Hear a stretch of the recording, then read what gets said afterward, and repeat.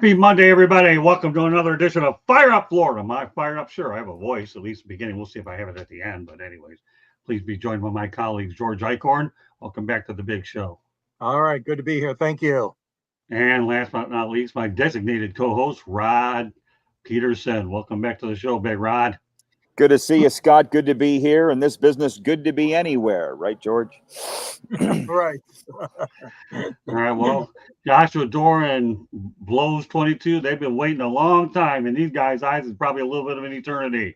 We'll let everybody know what we're talking about. We're going to be talking about what the title says of the Tampa Bay Lightning for sale. We're going to talk about a trade that we're going to revisit between the LA Kings and the Edmonton Oilers. And then we're going to talk about the ongoing saga about professional hockey in Arizona. But this time I'm not talking Phoenix.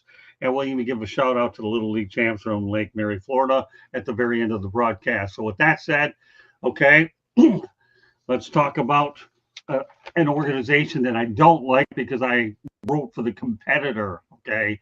And they took my paper, which was the Tampa Tribune, and it's out of business. Nevertheless, I have to talk about it because that's what the business says. I have to do reluctantly. But the Tampa Bay Times reported on August 13th that the Lightning owner, Jeff Vinik, is working to sell his majority stake in the team. The franchise value is listed at $2 billion. Once the sale is completed, Vinik is expected to retain full operational control, plus a significant stake in the ownership group. A great deal for Jeff. He's earned it. All right, well, the man that broke the news is Rod Peterson. Tell me more about it. Well, Tampa Times broke it. I just repeated it. I don't want to take credit for that. But it was really big news in the summertime here. Not very often do NHL teams come up for sale, guys, as you probably know. And I think the biggest thing out of that whole story, well, two, is that Jeff Vinik no longer wants to own the Tampa Bay Lightning, and two, that it's worth $2 billion. I'd have to dig up what he paid for that franchise.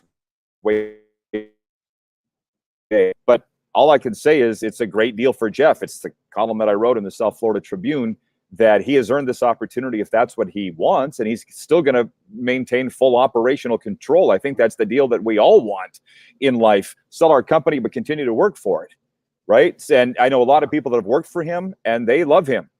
So I think it's a good deal for everybody all around.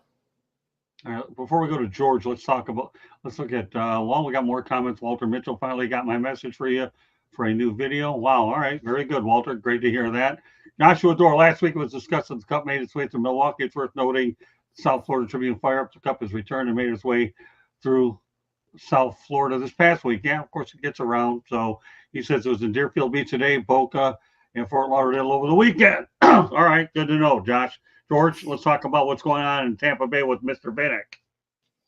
Yeah, that's interesting because, there's a lot of good hockey people out there, and in a way, if his heart's not in it, or he could be facing some financial dealings that he wants to get rid of the hockey part of it, if you will.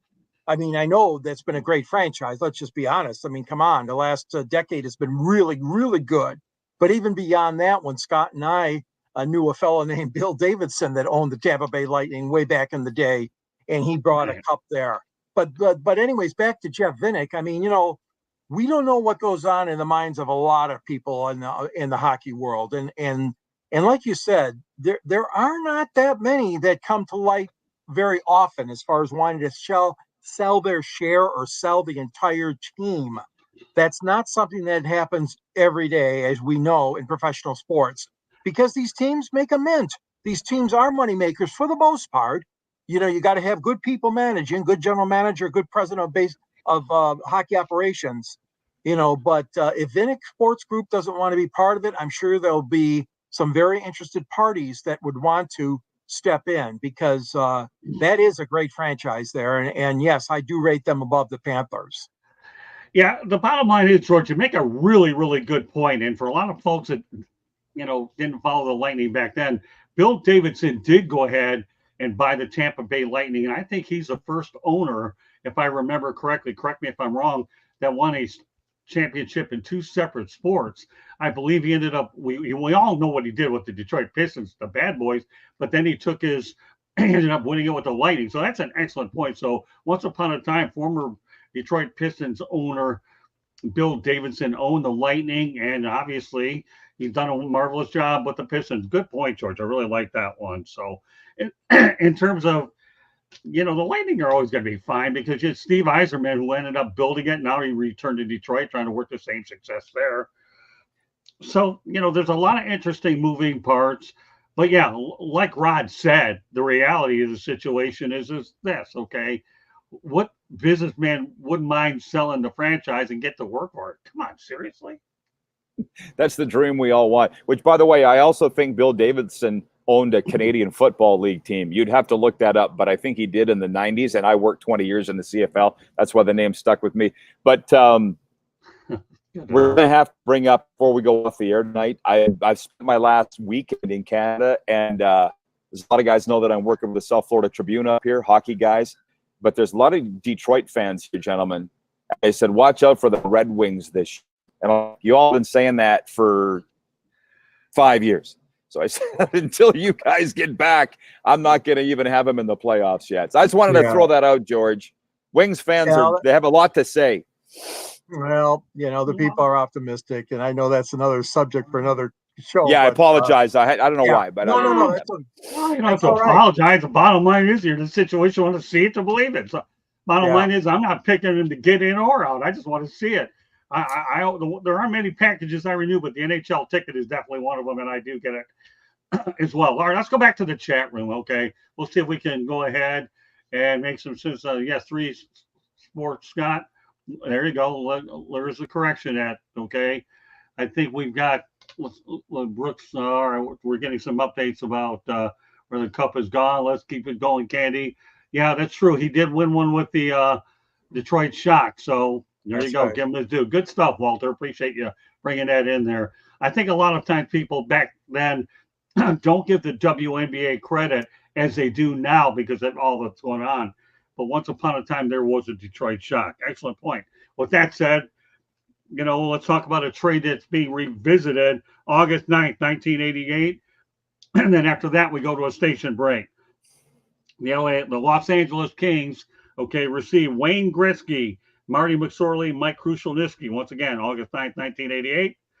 Edmonton received Jimmy Carson, Martin Jelinek, 1989 first-round pick Jason Miller, 1991 first-round pick Martin Rusinski, 1993 first-round pick Nick Stujar. All right, I hope I didn't do too bad. All right, so here's the question that I'm going to that with you, Rod, other than the fact I did a pretty good job butchering that name, although that wasn't easy, so I'll give myself a mulligan.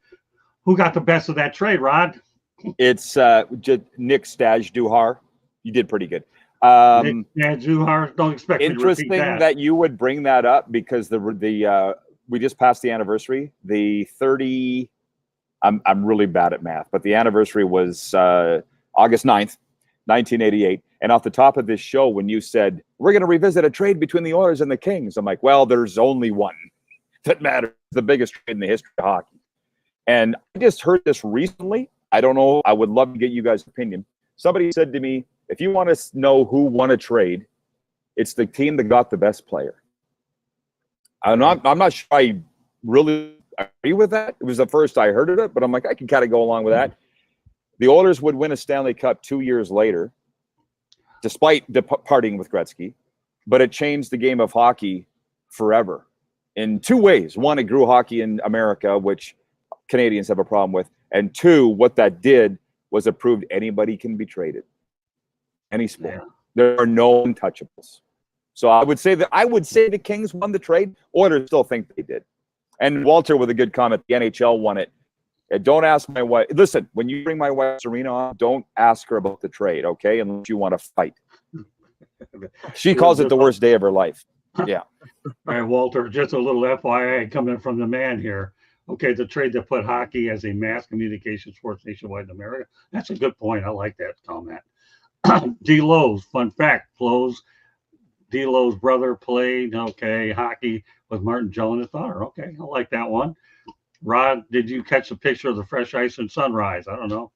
The new ice in the rink. So, yeah, I saw the picture of it. And I saw that the cup was at the Cove in Deerfield, which is like my second home. So I'm not happy that I missed it. It was at the War Memorial on the weekend, on the weekend with Dmitry Kulikov. So yeah, it's making its way. I'm back Monday. I'm hoping to run into it somewhere around town. But to answer your question, the Kings won the trade because they got the best player. Well, that's a good question. That's why I brought this topic in, because I knew it was going to be a lightning rod.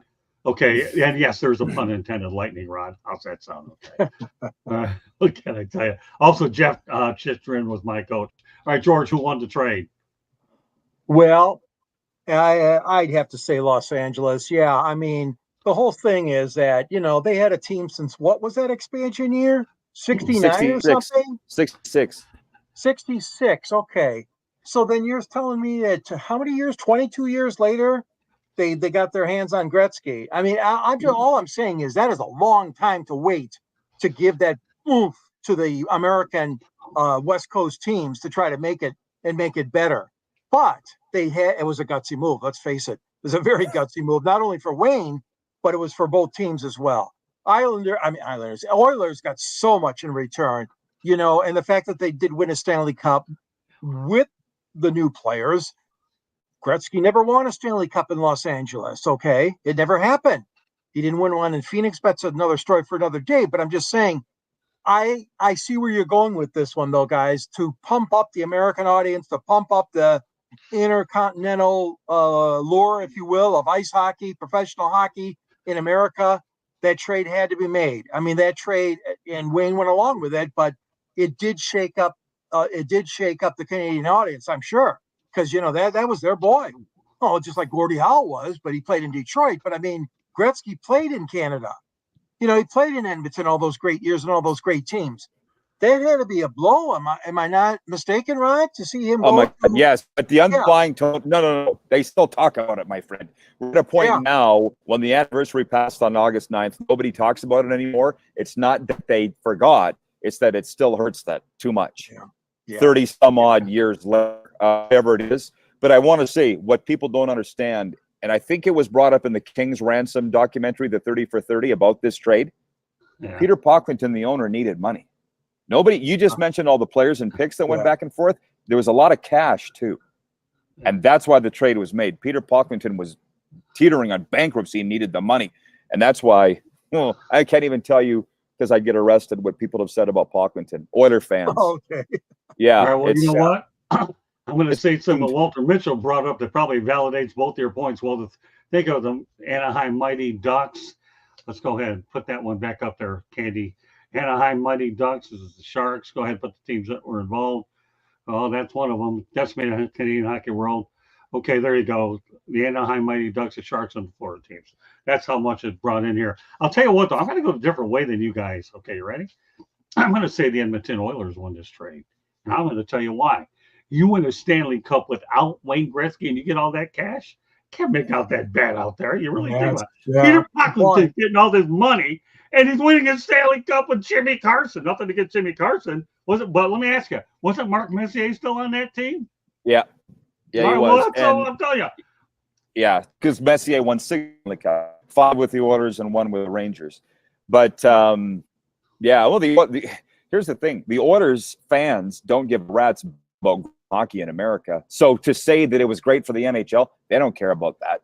Like it literally broke their heart to say goodbye to Wayne for all the reasons that George said. So you haven't convinced me, Scott, but good try. I'm still saying the Kings won the trade. Well, Rod, it's not my job to convince you anyways, because you have an opinion and I have one. And on this show, they both count. So it doesn't matter. And you mentioned his wife, Janet, who I see at the games in Sunrise all the time because they live in West Palm. She was being referred to as Yoko Ono at the time, and you need to be of a certain vintage to get the reference. Oh, the late George. Well, you guys convinced John Lennon to leave the Beatles. Not popular. The bottom line is not my job to convince you. You got an opinion. Everybody loves your opinion anyway. Look at the chat room. You think I brought this much attention to the chat room? No, you did. Because all these people are craving for a hockey show, and now I gave it to them. And I gave them the Wayne Gretzky of commentators and you. Me, what the hell am I? Question for the group who got to see Wayne. Well, first of all, I appreciate being part of this. And my very first NHL game was 1984 in the Edmonton Northlands Coliseum. My dad took his 3 boys. I was the youngest of 3 boys to watch it. Greg Millen was in goal for the Blues. Andy Moog was in goal for the Oilers. And I was upset that Grant Fuhr didn't start for Edmonton. And Wayne Gretzky played from the red line forward. He did not come back.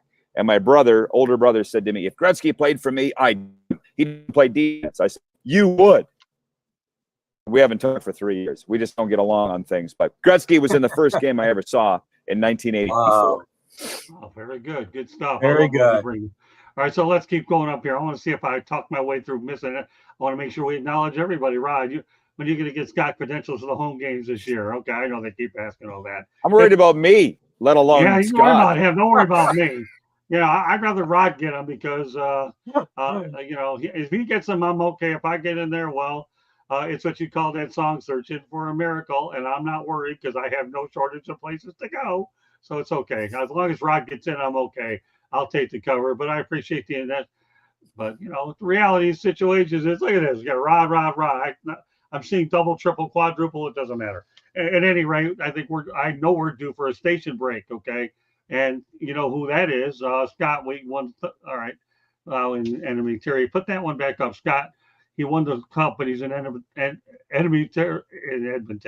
The E's are killing me. Sometimes the best move isn't the move, perception-wise. Might be right. Bottom line is the Oilers got a cup, and they haven't gotten one for a while. And the Panthers do. All right, now we'll bring on Candy for the station break. If you are listening tonight, you are listening to the South Florida Tribune YouTube channel. If you see a red subscribe button, click it, like it, share us with all your friends and family. We actually published a book late last year called Lessons from the Microphone, Tuning into the Enduring Wisdom of Visionary Leaders. It is written by none other than Scott Motor City Madmouth Morganroth.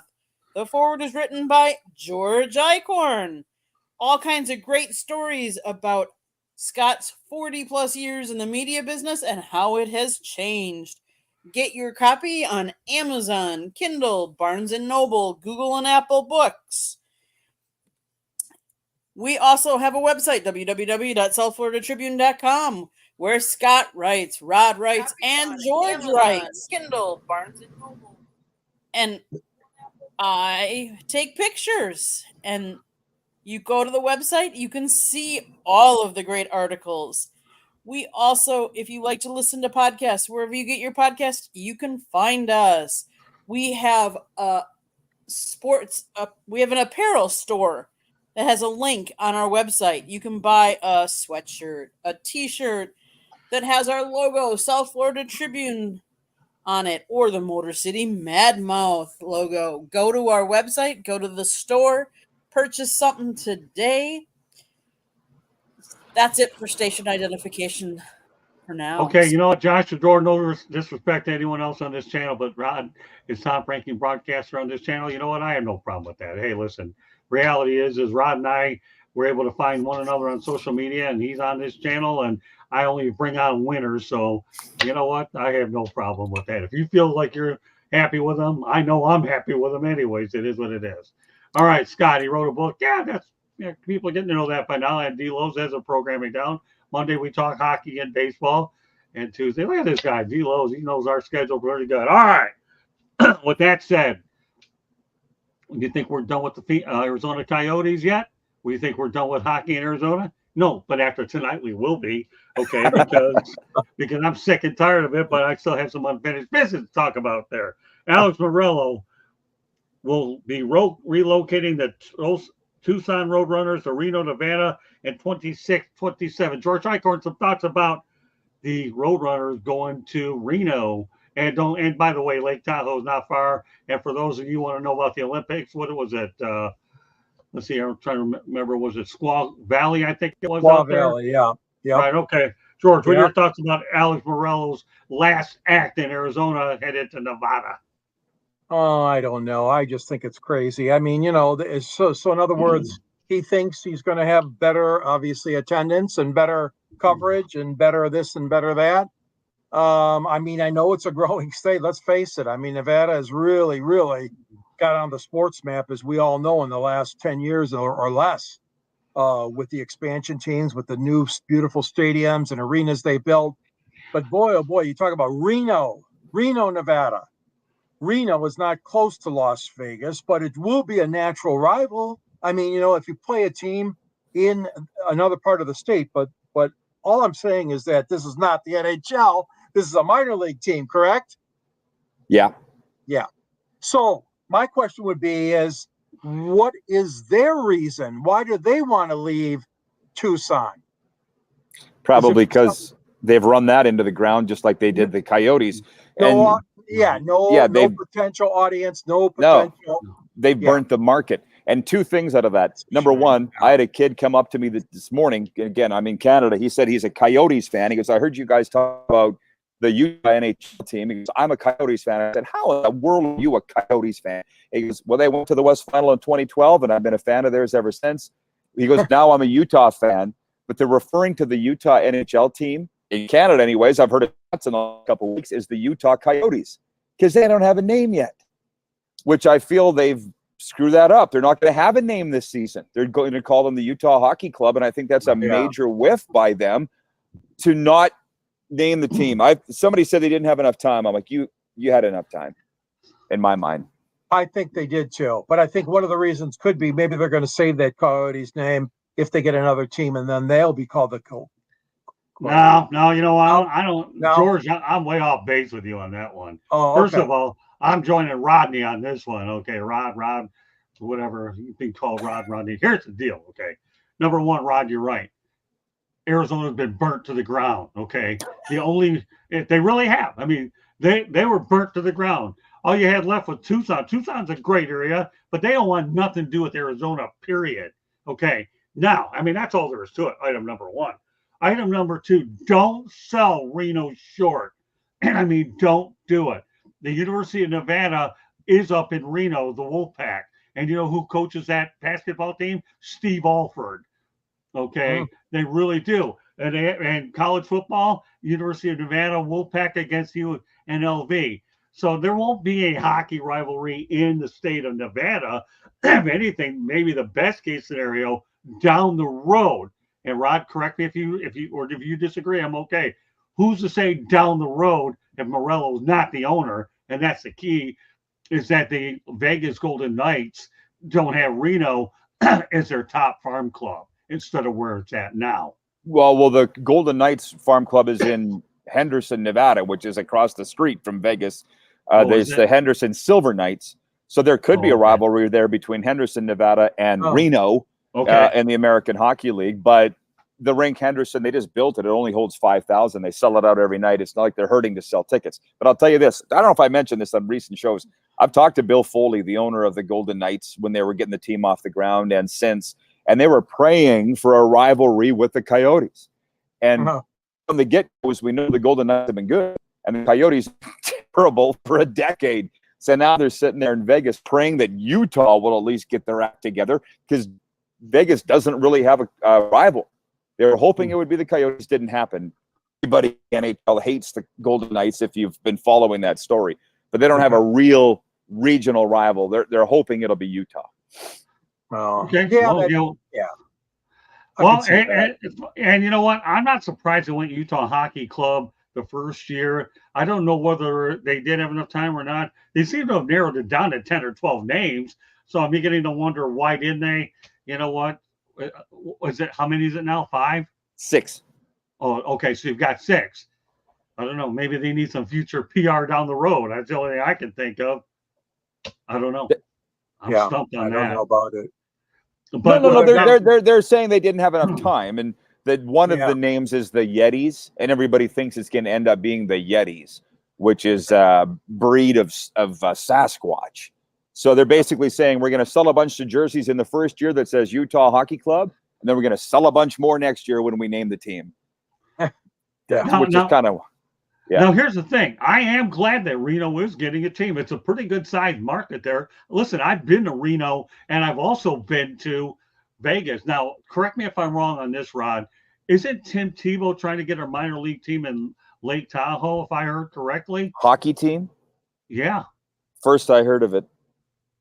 Okay. Well, I thought I had heard. I'll have to double check I'm not one to make up news. I thought that Tim Tebow was going to do it. I don't know. I'm just speculating that I thought we'll have to check up on it later. Don't look at me as a news source that Lake Tahoe's getting a team at all. I just thought I heard that Tim Tebow was going to get involved, and I'll clarify it if it becomes necessary at a later date.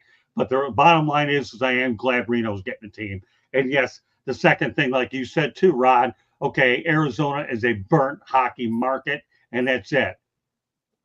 They're not going back. Yeah, and that's what I was going to say. Thank you. Okay. All right. We talked hockey so far.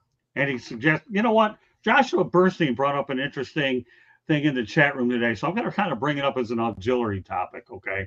And that's this. And then I want to give a shout out to the Little League champs from Lake Mary, Florida. The players are saying that they don't want the shootout. Okay. You know what, Rod? I have no problem with the shootout. I don't care what the players want. The player's job is to do two things: show up, play hard, and get paid. Okay. I have zero problem with the shootout. Do you? No problem with the shootout at all. And the workers don't make the decisions. The owners do, as you say. We're old enough to remember, and I don't know if these guys in the chat room are old enough to remember. Do you remember why they brought it in? We used to have ties, right? A lot of them in the NHL. And it was because of Americans need a winner and a loser. We can't have these ties. Right. So, they went to the shootout because they knew it would end games. And it's exciting. I was a goalie. Okay. So how many times do the goalies be made to look bad in shootouts? Only everyone, because of the moves and everything. The goalie's at the disadvantage. But whatever, we're still going to have them, and they're exciting, and they end games, which is what we wanted. Are these players that are complaining providing an alternative? Because I don't know what the alternative would be to shootouts. Okay. Let's go back to the chat room. I guess Candy Ebling saying I'm right about this. So here you go, Rod. Tim Tebow, the former Heisman Trophy winner 2007, and very popular ESPN college football analyst, has ventured into the professional sports ownership area once again with a minor league team they known as Tahoe Night Monsters, based out of State Line, Nevada. So there you go. I did hear about that. You didn't know about that, huh? No. Well, now you didn't hit my radar. Well, it has now. That's what we learn about the show. It's all about education and learn. The franchise will begin playing the fall in the East Coast Hockey League, ECHL, which is the secondary developmental feeder league in the National Hockey League, with the newly built 4,200-seat Tahoe Blue Event Center serving as Steamboat Marina. There you go. So there we go. Have it. There you go. So now let's go back to George. Shootout, like it or not? Yeah, I like it. I think it's good for hockey. I mean, the rules changed several years ago, as we know. Kenny Holland was one of the big voices in that whole changeover for the first, 5 minutes? 4 on 4? 3 on 3 now. 3 on 3. Yeah. Ken Holland, what Ken Holland told me when he was down here says, I hate the 4 on 4. Give me a 3 on 3. I'm happy with them. I remember that. You interviewed him on that. Yes, you did. And wrote about it. But yeah, the shootout, I like it. I think it's something that is very exciting to the fans. And yeah, I mean, it is, it's a 50-50 shot. If you're lucky to, one team's going to win, one's not, but still, I mean, you got to use your skills, use your best skaters, your best goal scorers. Sometimes they work, sometimes they don't to get you the winning goal. I mean, in the shootout, but it's good. It's fair. I like it. Yeah, but if you've ever been to an NHL All-Star game, all you have to do is look at the skills competition and the shooting accuracy either way, and then you understand why the shootout's important. So, Joshua sent me a text about it earlier. I said, I'll try to get it in if I have the time. All right, going back to the Wings, they missed playoffs on a tiebreaker. I believe it was quirky overtime goal thing. There you go. You guessed right, Walter. Thanks. Okay, so, it's interesting. I've always wondered about the shootout. I have no problem with it. Me personally, I didn't have a problem with ties, but yes, in America, we all want winners, and that's exactly why it was all brought into play in the first place. All right, now, with that said, since this is a Florida show, Fire Up Florida, we have an obligation, at least in our minds, to provide a shout out to the new Little League champs from Lake Mary, Florida. Now, I should point out that this is the first time that Florida has won in 9 tries, and they ended up beating Chinese Taipei, which has won 17 times. So George Eichhorn, some thoughts about Florida winning for the first in 9 times. Oh, well, I got a text of my friend Lauren, and she's saying to me down in Florida, she says, "Oh, you watching the game?" And I says, "No, I actually forgot it was on." But no, I put it on after she had reminded me. I think it's great. I think it's great for Florida. It's great for all the kids. I mean, Florida's a great state for of course for baseball, as we know throughout the century, if you will, and the host of so many different great international tournaments and all that. But the I tell you what, those kids worked their butts off, and both teams did. Chinese Taipei, like you said, Scott, they won 13 times, unbelievable record in their history. And the United States is nothing to be ashamed of. They've had a lot of victors, but I like the method. I like how the matchups go, the formatting. They call it the pool, of course, of the teams, and they stick the international in one section and the North America or whatever in the other section. So what it does is then comes down to this final weekend, which you're alluding to, and that was the final game, if you will, the Florida against Taipei. So hats off. Both teams deserved to win. It was a great game. They both played very, very hard. And it went into extra innings, of course. 8 innings is extra. Yeah. Yeah, D-Loves, you're right. It's a hockey show, not baseball. Bottom line is called Fire Up Florida. I will leave it at that. But point well taken. Correct. Florida on the Little League World Series, especially the grace they showed in controlling the other side after the weirdness of how it ended. Yeah, neither one of you brought up how it ended. Like, how do you not cover first? How do you not cover first base? What a way to lose a game. Yeah, exactly. But you know what? We have the baseball show. We're going to get into more details later tonight. This was just a shout out. You brought it up. I know I did. And you certainly made sure everybody in the whole world knows I did. That's a shout out. What can I tell you? Well, do you have any opinions on this? No. Other than, listen, guys, you know that I've been up here calling baseball this summer, and we made it to the championship final game, game 3 of a best of 3. And if you can, very similar play, our second baseman was covering second base. He, on a double play, he threw it into the dugout. And the ump awarded the base runner 3 bases, which was a run, and we lost by 1 run. And our manager got kicked out. And we still haven't figured out if the ump got it right or not. It was very similar to that league championship, bottom of the 9th. Oh, my gosh.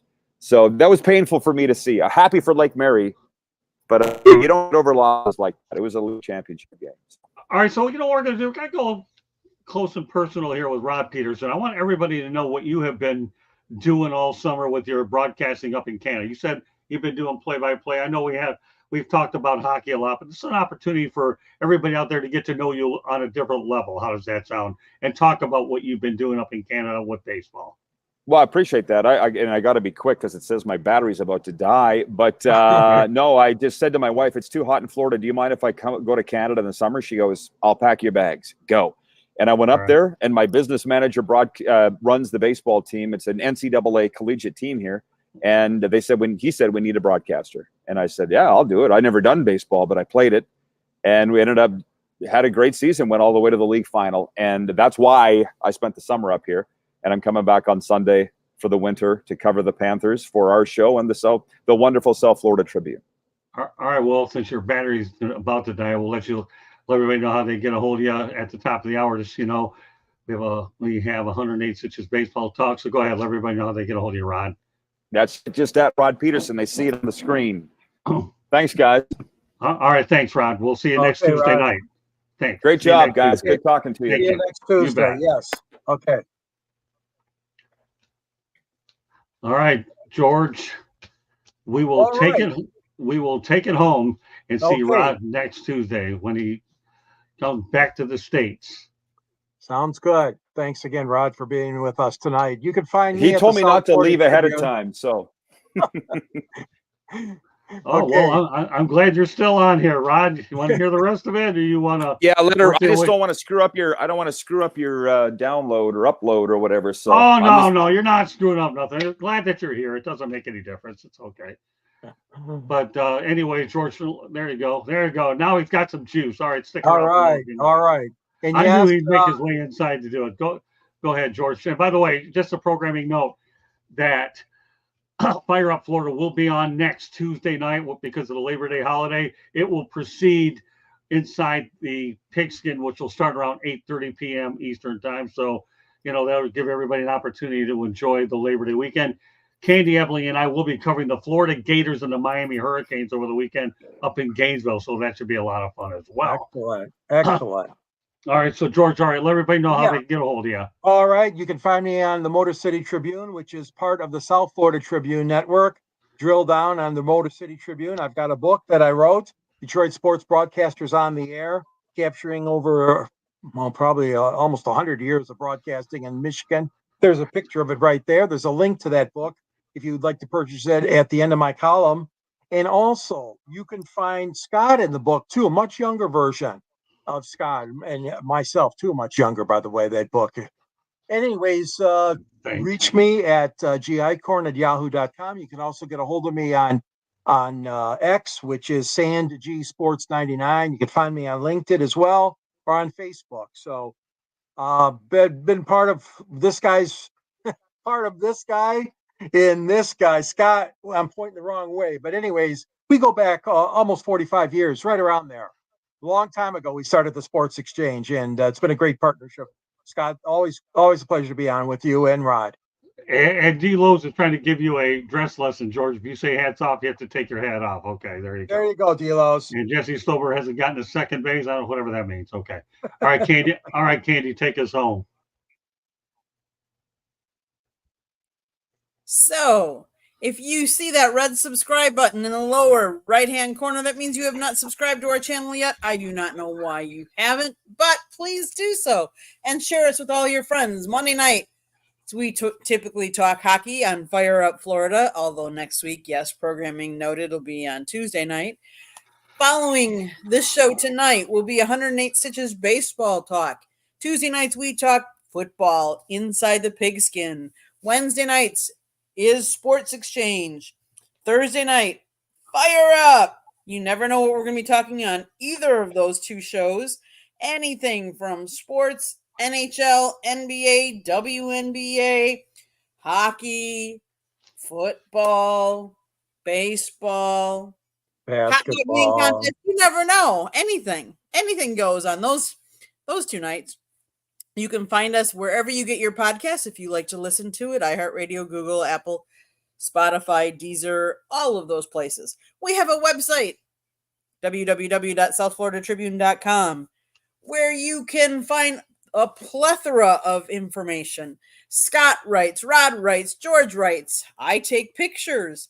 There's some videos there. There's transcripts from the Dolphins, the Jaguars, the Lions. We get releases from the Florida Panthers. We get releases from the Miami Marlins. You name it, go there, find us, check us out. There is a link to our sports store, to our store, where you can get a baseball cap or a sweatshirt that says South Florida Tribune, and you can go out, buy it. We also have a link to a book that our host wrote. Scott Morganroth wrote Lessons from the Microphone, Tuning into the Enduring Wisdom of Visionary Leaders.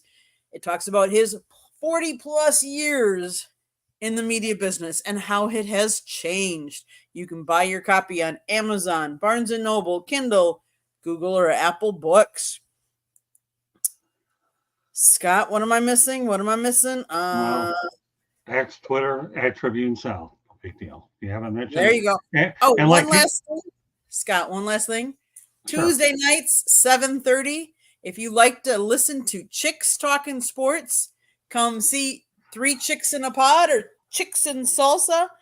We talk sports. It's me, Megan Price, the Queen of Hoops, Jen Matthews Lewis, who talks Carolina Panthers, and Carrie, she talks Chiefs chicks. And then there's me, and you never know what I'm talking about because I talk about Wisconsin, Florida, you name it. Come listen to us tomorrow at 7:30 p.m. Yeah, don't forget Megan Price. She's pretty good too. So I did. The Queen of Hoops. All right. Well, there you go. All right, just goes to show you. You ever heard of that word called dumbmentia, spelled D-U-M-B-M-E-N-T-I-A? I just made it up. So that's where I had the Megan Price mess up. Go ahead, Rod. No problem. You learned a new word tonight. And by the way, in case you didn't keep up with Candy verbally, it's all down at the bottom, anyways. So on that, what do you call it? The I don't know Ticker. what you call it. Ticker. There you go. It's on the ticker. So if you heard it, one thing you can read it. So, anyways, what a show tonight with my dynamic duo joining me. Good participate in the chat room as well. Walter Mitchell was strong. D. Lowe's was strong. Joshua Dore was strong. Blake Lowe's was strong. And if I miss anybody, well, I appreciate everybody's participation. Any closing thoughts from either of you two, Rod? No, it goes faster and faster. I can't wait for hockey season to start. The show goes by so fast. I appreciate everybody tuning in.